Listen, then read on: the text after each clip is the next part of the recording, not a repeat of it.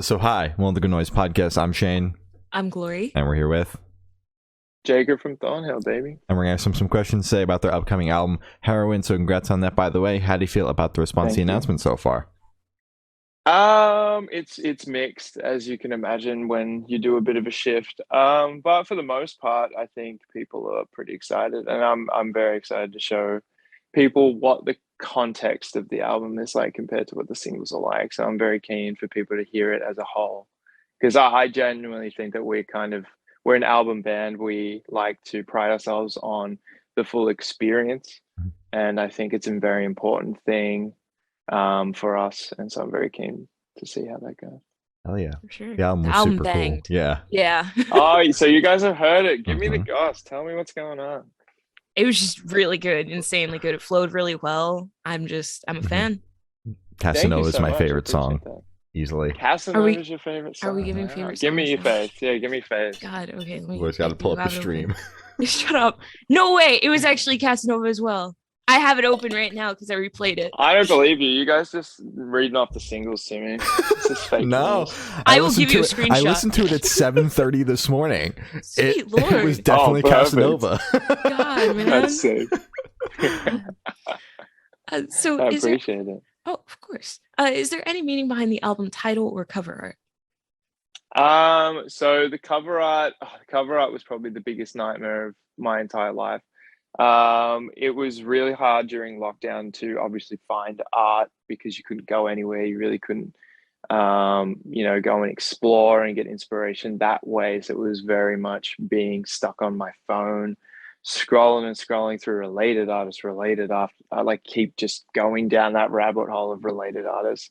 That was very difficult. And it was a hard thing to kind of nail the album as a whole, because I think the title and the image should really reflect the story you're telling. It should be a great idea of kind of the space that you're giving and the atmosphere that you're giving. And I just couldn't find one for a very long time because it just wasn't what I was after and it wasn't what we were seeing. And so it was very difficult. But in the end, we found it. And I think it kind of, represents the angel aspect of the title, where it's still kind of elusive and it's still a bit theatrical, but it's still dark. And that was like a lot of things we wanted to tick off.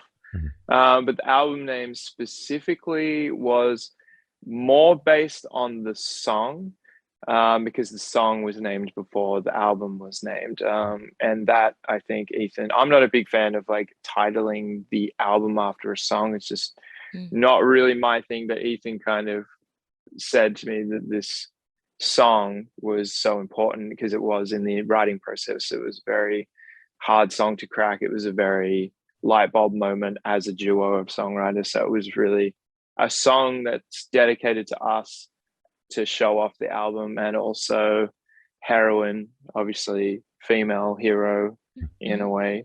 It was kind of based off a lot of the inspiration I got from female vocalists on this one. So it was just a bit of a tip of the hat as well. Super cool. Oh, that's good.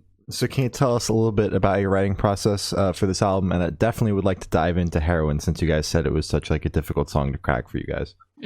The writing process was also a nightmare. I think a lot of this is gonna just lockdown, dude. Honestly, It was fucking nightmare. I mean, like, we did a lot of writing from home. Like, it was a lot of distant writing, but that also kind of helped. So the way we normally used to write is we get in a room with Cage, who is our bassist, who produced and mixed and mastered The Dark Pool, our first record. And we go to his house, we sit in a room and we nut it out all together, kind of thing. And it was always like that.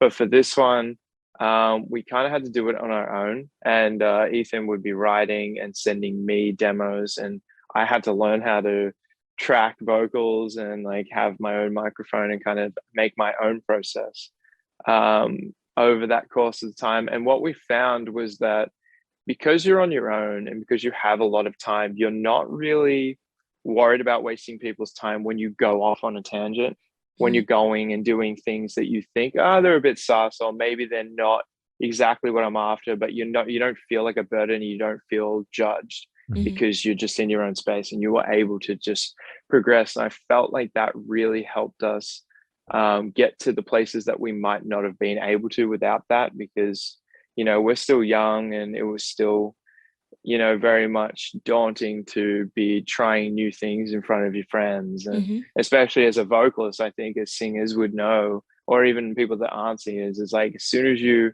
start singing like in front of people, it's a whole another thing. Like you feel very awkward. And so when you've already gotten past that basic part of it, you are trying, in my sense, to bring a certain character and sing about certain things in front of your friends, and kind of build that character. I don't think I would have got to where I got without that time. So in the instance of Heroine as a song, though, that was written, probably it took us 1.5 years to write. Wow. I would say it was one of the first songs we wrote. It was just the intro and the verse, and that was it for like a year. And we just kept coming back to it. And finally, I remember sitting with Ethan in a room, and he was like, it was at the end of the process, probably one of the last songs we finished. And he was like, this is what it sounds like. This is what it feels like to me. And I was like, interesting. So like this. And he was like, yes, like this. And then we just kept going into that spiral, and we kind of clicked in a way that we hadn't before, in terms of like the vibe we were after and the mood we were after, because we wrote that song to the prom scene in Buffy the Vampire Slayer. And it was, So we wrote a lot to film and to imagery and stuff. And that one was a big moment because we wanted it to feel like how that scene made us feel. And that's where the whole prom vibe came from, that song and everything like that. So, yeah. Oh, and that makes sense. I've never heard of that before. That's insane. Yeah, it was wild. It was fun though. That's like, how did you like start implementing that into your writing process? Did you guys just come together and say, okay, can we just write about this one scene in a movie? It's Ethan sent me a demo. He sent me the Hellfire Club, the first like 20-30 seconds of it, with just the kick in riff, and it just stops before the verse, because that's all we had.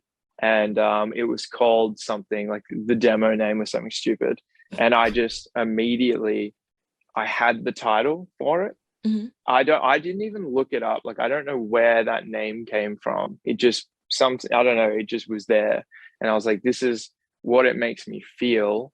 And he was like, oh, that's cool. But then I saw a GIF on Instagram, just like on the explore page while I was searching for some things. It was like a 20s play, like the black and white play. And it was just a girl ballerina dancing, like a young girl, and these white sheets just going over her. And she was just doing a little thing. It was just a little loop.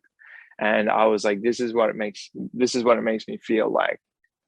Just because like a lot of my roots are based in like ballet, because that's what my sister did. A lot of like the theatrical stuff is from that. And he just had the big light bulb moment from that. And he was like, whoa, that's kind of what I think. And then we just kept going like that. And we really wrote to imagery this time, because I think, you know how you sing of sadness? In my experience now, after doing that, it feels ingenuine, because like sadness is an umbrella to me. It's an umbrella term because there are so many different types of sadness, and they make you feel different things.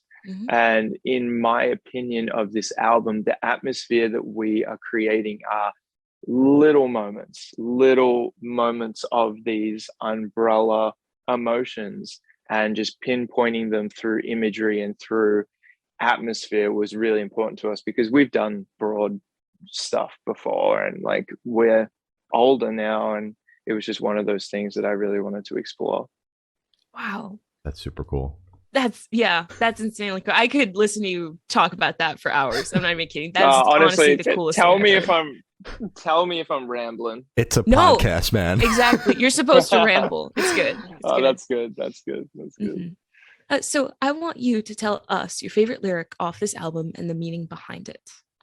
Actually, that's easy. Thank God. Oh, Oh, all Because right. I was worried. Mhm. Probably the Heroine one, Tonight with Me, Former C, is probably one of my favorite because it was kind of a metaphor I made up about the friendship I have with Ethan and kind of the bar we set as people, for the people that we bring close to us.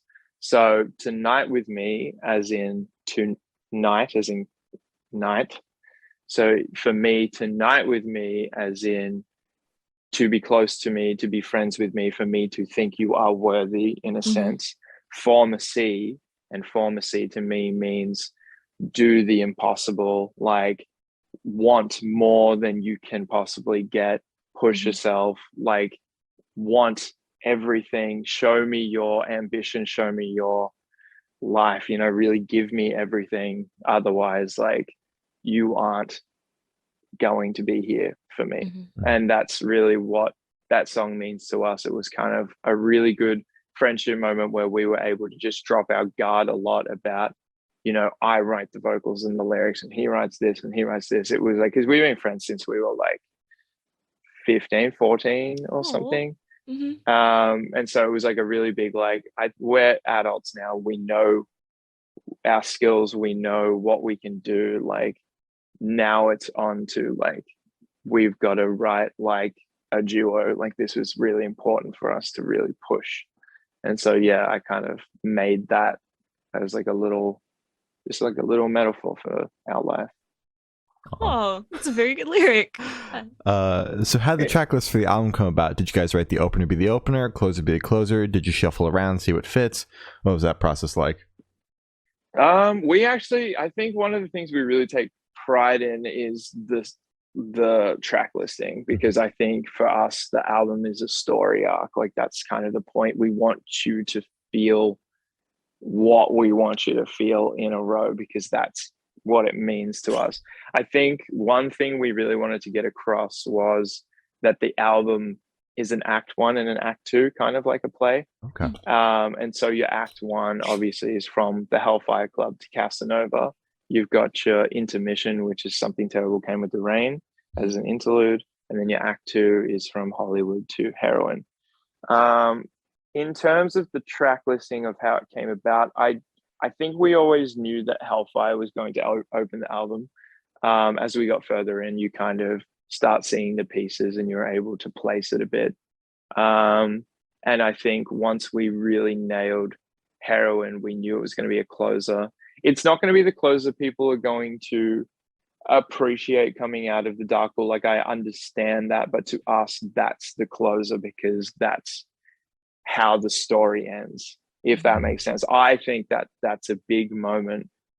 I think it's a bigger moment than the Where We Go chorus, like outro chorus was, in my opinion, just because that's where the emotion is. Like that's how the movie would end. That's how the Mhm. film kind of gets to its highest point. So I think it was always that part was always written.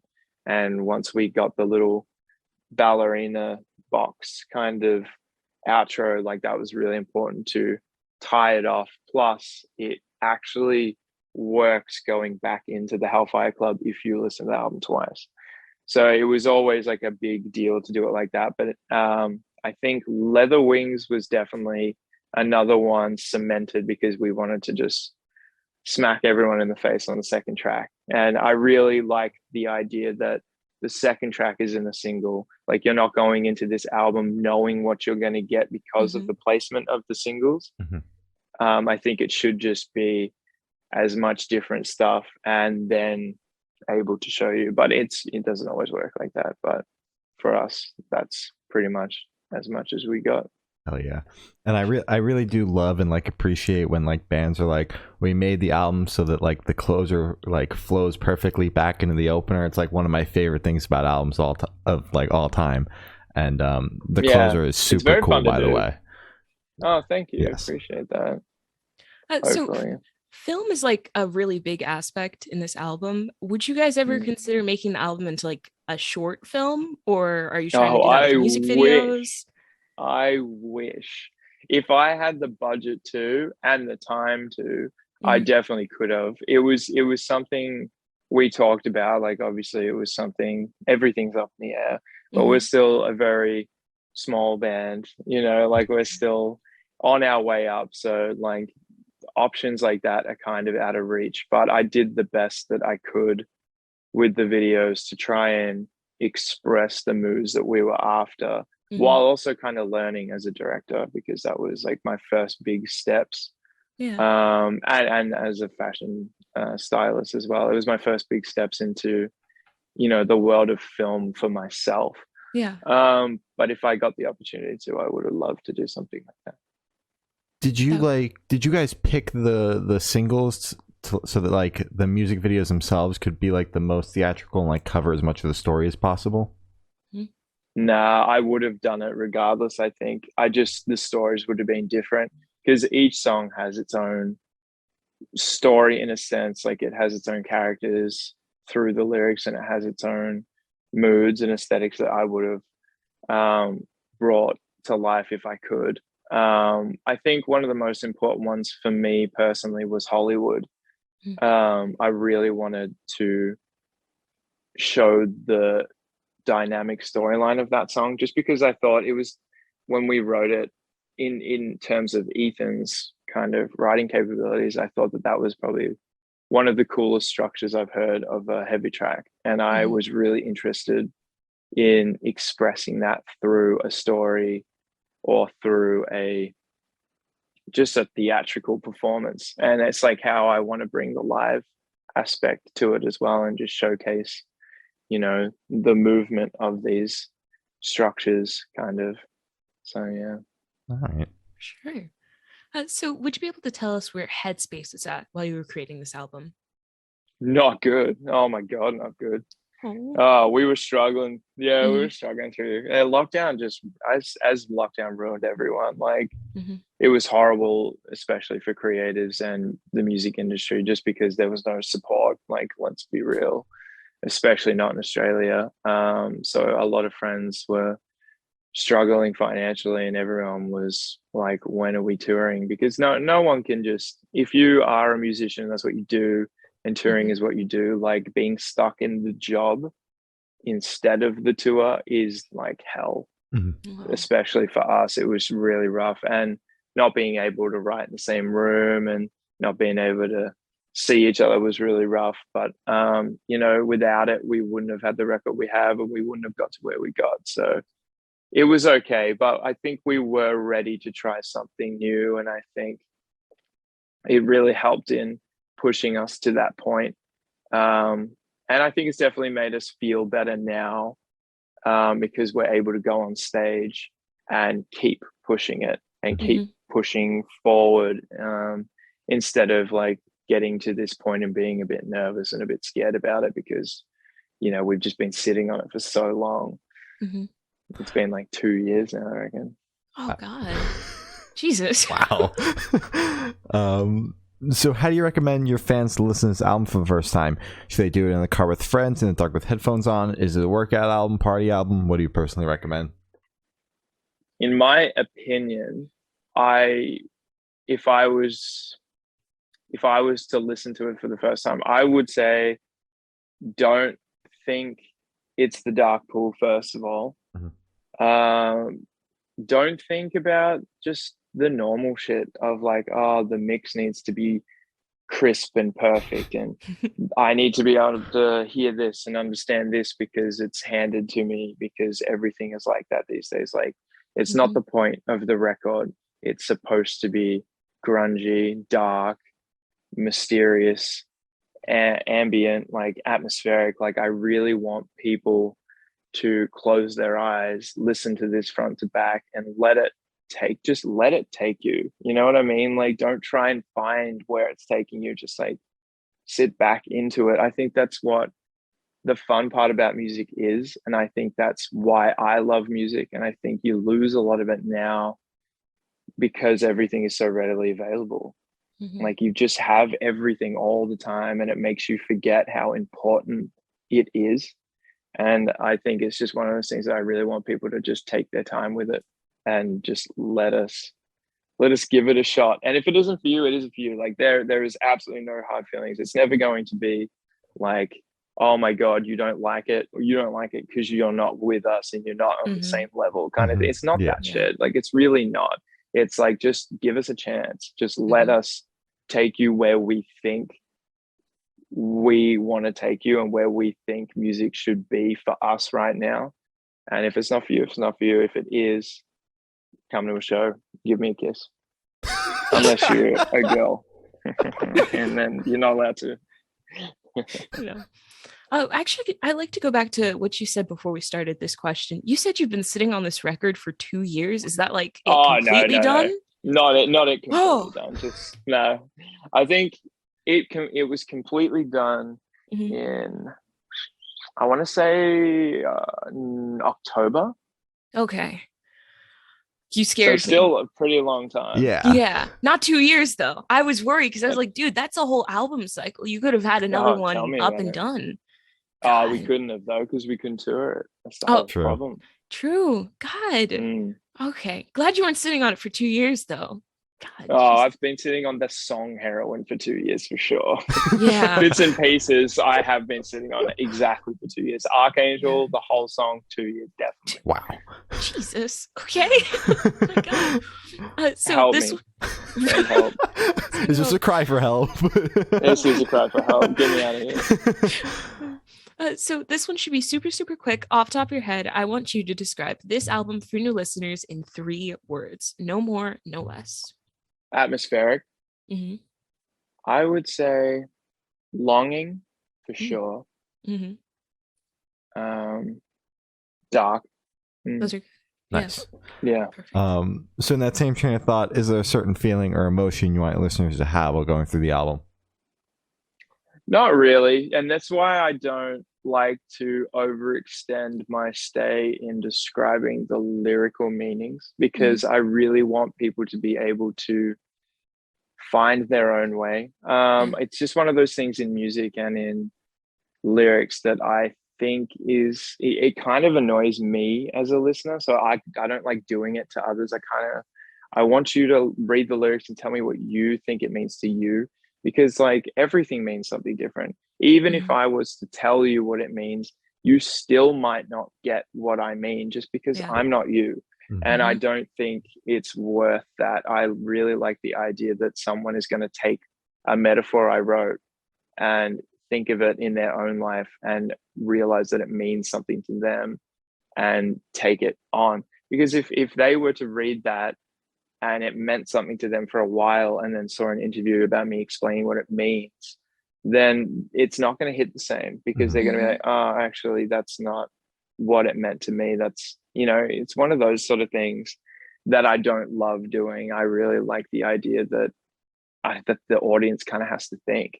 And it's why I love, it's why I kind of do love all the beef around the vocal effects at the moment, because it's forcing people to read the lyrics. And I think that that's good.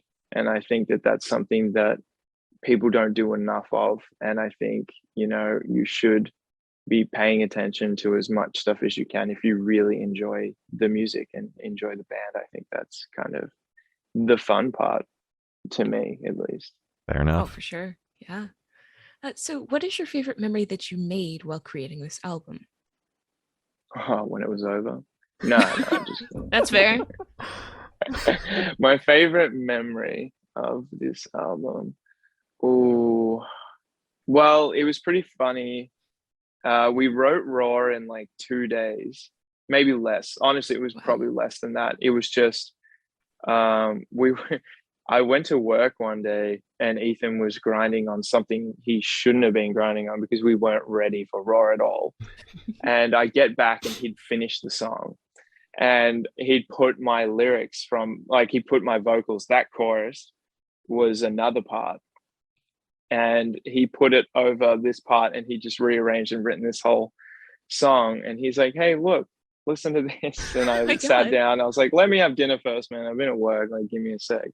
And then I sat down with my dinner and I listened to it. And I was like, shit, it's not bad at all. And then I tracked vocals for it and it was done. And that was the quickest turnaround ever. And then obviously, like I'm telling you, Heroine, the song, took 2 years. So it's funny how stuff like that works out, but it was a pretty funny moment. That's great. Yeah. I'm shocked that a song like took you guys 2 days, because it seems like every single time you bring up a song, you're like, yeah, this one took me like a year and a half. This one took 3 years. Oh my God. Yeah, absolutely. Some of them were absolute nightmares, but some of them were a really fun writing process. That's cool. That's good. So picture this. You're on tour. You're at a gas station for a rest stop. What is your snack of choice? Is it a Buc-ee's? Is it a Sheetz? Come on, I've been to America. Let's do a Wawa. We're both on the East Coast here. I ain't going to Wawa. What the fuck? Get out! Kick him out! Kick him out! Our tour manager just said that Wawa sucks. Your tour manager is fucking wrong. Yeah, that's wrong. That's wrong. Well, I've never been to one. I don't think we've done Wawa. Then why are you going around saying it sucks? Just because your tour manager says so? Yeah, and he was right about everything. He was right about everything so far. Let's do Buc-ee's then. We've never been, but it seems like a You've never place. been to Buc-ee's? No, well, is that East the one with Coast, the chipmunk? Yeah, it's a cheap. Oh, yeah, he was the chipmunk. Yeah, never been. What would I get from there? Well, honestly, nothing I want to tell you because it's all kind of fucked up. I'm gonna say like a normal gas station, right? Okay. If I'm really feeling it, I would say sour cream and onion. Wait, sour cream and is it sour cream and chives or sour cream onion? Pringles. Yeah, I would definitely get those. I would get. Ooh, man, I don't want to like dob myself in here. You guys don't really have white chocolate, and I vibe white chocolate, so I got the Hershey's cookies and cream white chocolate. That's pretty dope. Yeah, and maybe like a Powerade. All right, ooh, sounds good. You know, yeah. Because I can't handle too much; it'd just ruin my stomach. That's fair. It'd be rare. It'd be rare because you're already eating like in and out every day. So I'm like trying not to go to a gas station and have the same shit. Fair enough. Exactly. Fair enough. Yeah. I'm glad you mentioned white chocolate because my entire family hates white chocolate. So I get a lot of white chocolate slander. So, and it's personally one of my favorites. Yeah. Right? So thank you. Thank you for the support. It's good. No, we gotta stick together. You know, we really do. Yeah. It's a hard world out there. God. It's a hard world out there. Yeah. So if the band was a dish, what dish would the band be?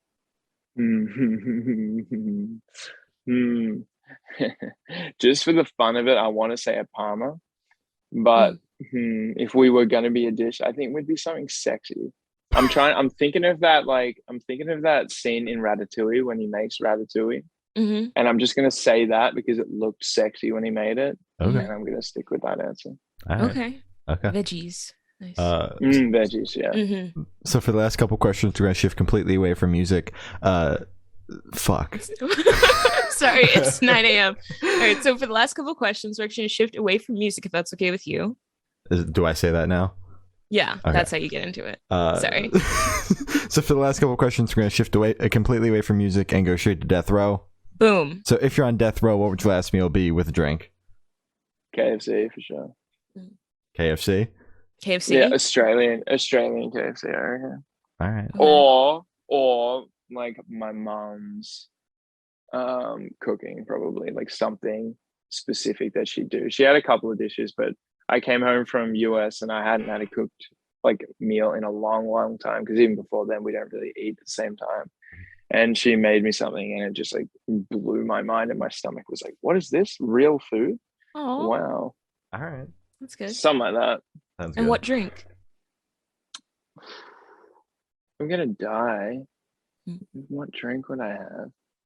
I don't know. I'm not like a big drink guy. I'd probably just like want an ice water or like a herbal tea, like a chamomile tea. Yeah. Send me to bed before I die. Oh, yeah, it's fair. All right. So, if you could live in one fictional world for a week, where would you live? One fictional world in a week. Anywhere, anyone where I could have superpowers, probably. Ooh. Like I would live in Gotham, but if I had superpowers. And what power would you want? Gotham would be gross. I was going to say teleportation. Ooh. I'm just going to lay it on the table. Everyone's going to say flying, you know, and all that dumb shit. But I'm telling you, teleportation is where it's at, and people are missing out because you can just do everything. Yeah. True. Yeah, that's good. Right. So I've asking the last question, and every single person that we've spoken to have said that it is the most important question. What's your favorite color? Purple. Ooh. Nice. That's a good color. Insane purple. Maybe a mauve, and like a lavender, maybe. Ooh. Maybe a mauve. Yeah, I love purple, definitely. All right. It's a very good color. So as I said, that's all the questions we have today. Is there anything that you would like to plug? Well, Raw was released today. So check that out if you want to. And the album's out June 3rd. And I hope everyone gets a chance to listen to it and see what they think. See what they think of Spotify compression. All right. Well, thank you for Sal. It's been Jacob from Thornhill, and we have been the Good Noise Podcast.